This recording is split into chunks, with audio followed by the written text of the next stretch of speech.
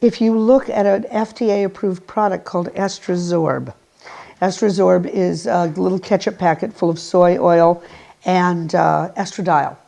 Each packet is 4.3 milligrams, and you're recommended 2 a day. That's 8.6 milligrams, the basic dose on the Wiley protocol, okay? Never goes beyond that except for 2 days. So we're within FDA ranges, but nobody ever looks. Even FDA products have found out you can't treat someone and get any effects on less. Without peaks and valleys, without differential drops and high doses, you can't reset receptor response. And it's not how much you take, it's how much you receive.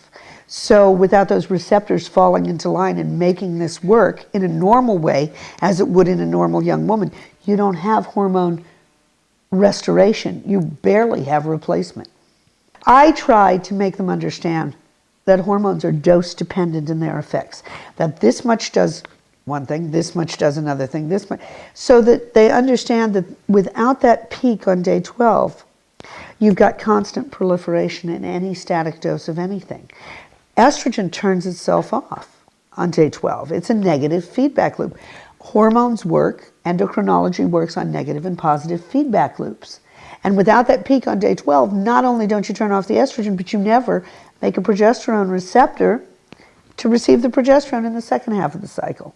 And how that's escaped anybody, I don't know, it's very clear in the literature. But isn't it logical when you finally read the molecular biology that progesterone, that estrogen, creates its own denouement by creating the receptor for the progesterone? That's how, it's another feedback loop, negative feedback loop to turn itself off.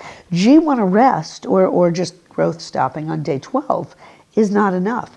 You really deactivate the receptor when progesterone has a receptor. So you deactivate the estrogen receptor.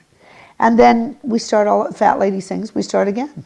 All these women who've been robbed, who've lost their uterus, the gynecologist who prescribes static dose hormones and then get to perform surgery later. That's where women are stuck in this country. They're stuck taking something that actually makes them worse. It's called iatrogenic disease. But these doctors who are causing the disease don't have a clue because they're surgeons, they're not endocrinologists. The endocrinologists won't treat menopausal women or andropausal men. Endocrinologists are